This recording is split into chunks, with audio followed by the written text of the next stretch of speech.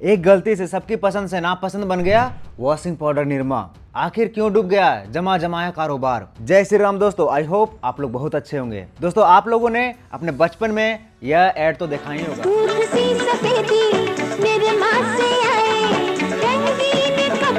सबको याद होगा इस ऐड के बारे में।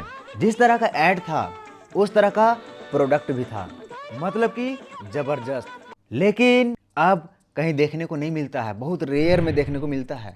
आजकल के समय में सर्फ के नाम पे बहुत सारे प्रोडक्ट मार्केट में आ चुके हैं, लेकिन एक समय ऐसा था जब सिर्फ निरमा का जादू हर घर में चलता था।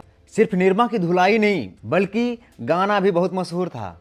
निरमा के विज्ञापन में एक छोटी सी बच्ची सफेद फ्रॉक पहने दिखती थी, जिसकी तस्वीर निरमा के पैकेट में भी छपी होती थी। निरमा वॉशिंग पाउडर के फाउंडर करसन भाई पटेल थे। करसन भाई पटेल अपने जीवन में काफी संघर्ष किए।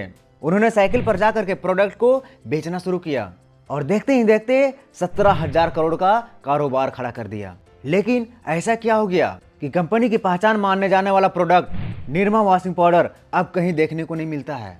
अब नए प्रोडक्ट ने वॉशिंग पाउडर निरमा की जगह ले ली। जो कभी बाजार के 60% पर कब्जा बनाए रखता था, वो अब सिमट करके 6% में आ गया है। चलिए अब डिटेल्स में जाते हैं, इसका शुरुआत कैसे हुआ और कैसे धीरे धीरे डाउन चला गया। करसन भाई पटेल गुजरात के महसाना जिले में एक किसान परिवार से ताल्लुक रखते थे। वो अपने जीवन में शुरुआत से ही कुछ अलग करना चाहते थे। उन्होंने पढ़ाई पूरी करके अहमदाबाद में लैब टेक्नीशियन की नौकरी करने लगे और बहुत ही जल्द उन्हें गुजरात सरकार के खनन एवं भू विज्ञान में नौकरी लग गई। लेकिन सरकारी नौकरी होने के बावजूद भी उनके मन में, उनके ख्याल में आते रहता था कि मुझे कुछ अलग करना है। लेकिन उनके जीवन में अचानक सा अंधेरा छा गया।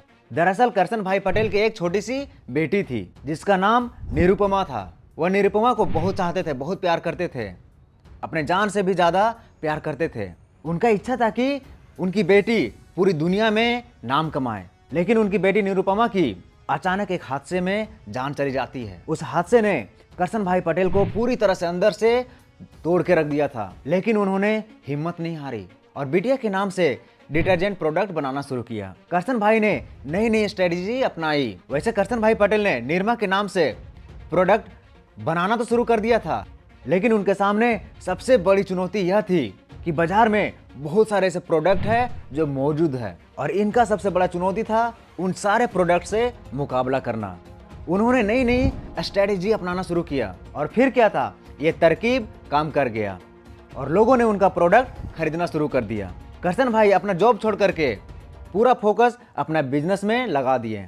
करसन भाई पटेल कुछ न कुछ नए नए आइडियाज लगाते रहते थे अपने बिजनेस में और उन्होंने अपने स्टाफ से भी कह दिया था, अपने घर वालों से कह दो कि जब भी दुकान जाए तो वह वॉशिंग पाउडर निरमा ही मांगे। और ये भी आइडियाज काम कर गया और धीरे धीरे प्रोडक्ट आसमान छूने लगा और सबकी पसंद निरमा घर घर में आने लगा। निरमा की मांग इतनी ज्यादा बढ़ गई थी कि जैसे ही प्रोडक्ट मार्केट में आता तुरंत खत्म हो जाता था। धीरे धीरे निरमा दूसरे ब्रांड को भी पछाड़ दिया। साल 2005 तक निरमा एक ब्रांड कंपनी बन चुकी थी और इतना ही नहीं, शेयर मार्केट में भी लिस्टेड हो गई थी। कंपनी ने वॉशिंग पाउडर फील्ड में सबसे आगे निकल चुकी थी और इसी को देखते हुए करसन भाई पटेल ने, उस कंपनी ने और भी जगहों पर इन्वेस्टमेंट करना शुरू कर दिया। सीमेंट कंपनी पे इन्वेस्टमेंट किए, निरमा यूनिवर्सिटी और केमिकल का कारोबार शुरू किए और ऐसे में वॉशिंग पाउडर से ध्यान हटता चला गया। प्रोडक्ट में इनोवेशन न होने के कारण धीरे धीरे प्रोडक्ट नीचे उतरने लगा और नए नए प्रोडक्ट उससे आगे निकलने लगा। यह था पहला गलती। दूसरा गलती विज्ञापन के द्वारा किया गया। यह कंपनी खास करके महिलाओं को टारगेट करके कंपनी विज्ञापन दिखाती थी कि जो विज्ञापन में महिला करती थी उसमें पुरुष डाल दिया। पहले जो विज्ञापन आता था उसमें 4 मशहूर अभिनेत्रियां विज्ञापन को दिखाती थी, लेकिन निरमा कंपनी ने इस बार अपना ब्रांड एम्बेसडर ऋतिक रोशन को बना दिया और शायद यह भी एक बहुत बड़ी गलती थी और धीरे धीरे निरमा का मार्केट नीचे गिरता चला गया।